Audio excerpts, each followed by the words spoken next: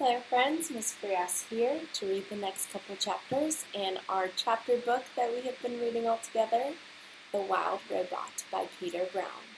Today we start on chapter 11 as the wild robot, our robot Roz, has now realized that she's on an island and she thinks this island is her home. She doesn't know anything better, she doesn't know anything else. So let's find out what happens. The robot sleeps. Roz stood on the peak and watched the sun sink behind the ocean. She watched shadows slowly spread over the island and up the mountainside. She watched the stars come out one by one until the sky was filled with a million points of light. It was the first night of the robot's life.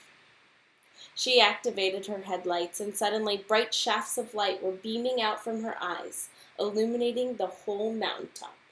Too bright, so she dimmed them. Then she turned them off and sat in darkness and listened to the chorus of nighttime chirps. After a while, our robot's computer brain decided it was a good time to conserve energy. So she sat and anchored her hands to the rocks. Her non-essential program switched off, and then, in her own special way, the robot slept. Chapter 12. The Storm. Boom, boom, boom. Roz felt safe up on that mountaintop, so she spent the next few days and nights perched on its peak. But everything changed one afternoon when a low flying cloud crept up the mountain and Roz found herself surrounded by white. When the world faded back into view, she noticed more clouds floating south past the island. Then she heard a deep rumble behind her. The robot turned her head around and saw that the sky was filled with a swirling wall of darkness. Light flickered here and there, more deep rumbles. A storm was approaching, and it wasn't just any storm. It was as fierce as the one that had sent the cargo ship to the ocean floor. The wind picked up, and the first drops of rain tapped against the robot. It was time to go. Roz unclamped her hands and began sliding down the peak. Hot sparks flew from where her body scraped against the leaning slab of stone. As soon as her feet hit the soil, she was off and running. The rain fell harder, the wind blew faster, the lightning flashed brighter. The thunder cracked louder. So much rainwater was falling that rushing rivers of runoff started springing up everywhere. Roz splashed down the mountain, searching through the gloom for any kind of shelter. But she should have watched where she was going. Her heavy feet slipped and tripped, and she tumbled right into a mudslide. Our robot was helpless. The river of mud whisked her downhill, slamming her into rocks and dragging her through the bushes and sweeping her straight toward a cliff. Mud was pouring off the cliff like a waterfall. Roz frantically clawed at the ground, grasping for anything she could hold on to. But the flow only carried her faster towards the edge, and just as she was about to plunge over the side, she came to a hard, sudden stop. Mud surged around her, spraying her in the face and pinning her against some solid thing. She blindly felt with her hands and recognized the thick roots and trunk of a pine tree.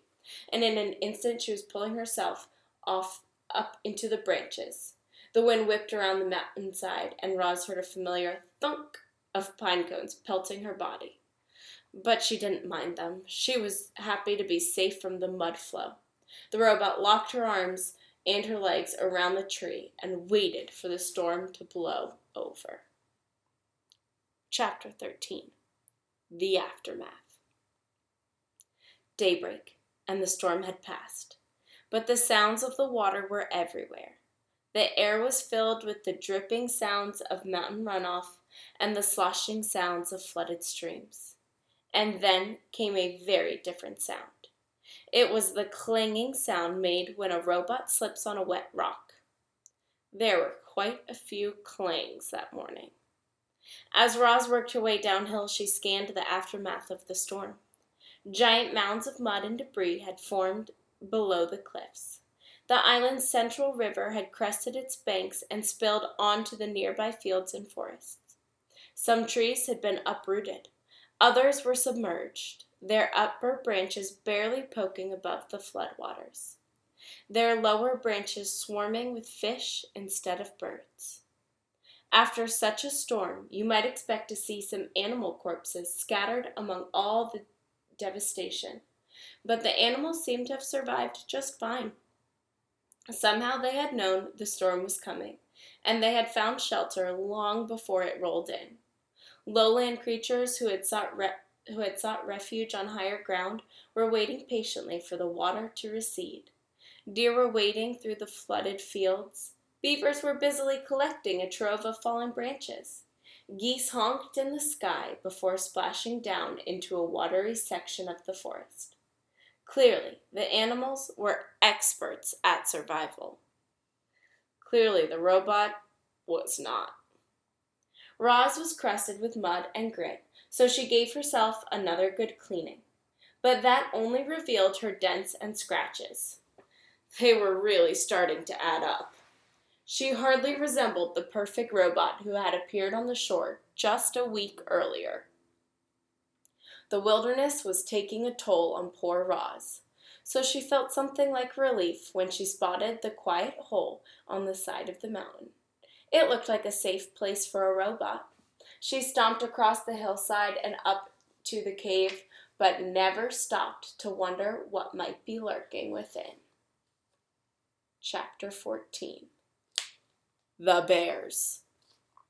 Roz stomped into the cave, and then she stomped right back out. "Please stay away," said the robot as the two bears who were now nipping at her heels. Look as they chase her. You see, when Roz stomped into the cave, she accidentally woke a brother and sister bear from their morning nap, which is never a good idea.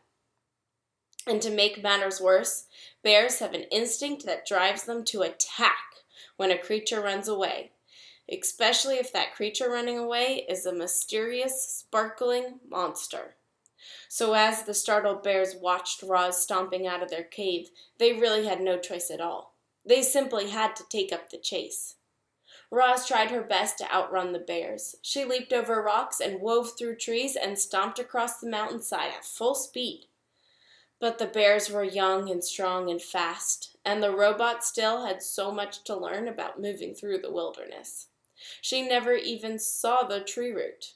One moment she was stomping along, and the next moment she was flying through the air and thumping down onto a rotten log. Clumps of soft wood stuck to her as she stood and faced her attackers. Wouldn't you be afraid if two bears were chasing you? Of course you would. Everyone would. Even the robot felt something like fear. Roz was programmed to take care of herself. She was programmed to stay alive. And the robot watched those bears charging towards her. She knew her life was in serious danger. The bears slammed into Roz, knocking her against the trunk of a towering tree. Then one bear dove at her legs, and the other clawed at her chest.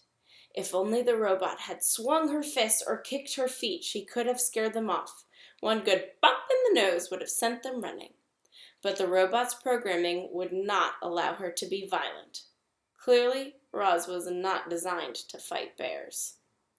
Powerful jaws chomped on her arms. Sharp claws slashed at her face. A massive head rammed into her chest. "Please stay away," said the robot. "Roar," said the sister bear. "Grrr," said the brother bear. And then the bears went in for the kill. But the robot had vanished. What happened to the robot? Will she escape from the bears, or will they catch her? Find out next time when we read the next couple chapters in The Wild Robot.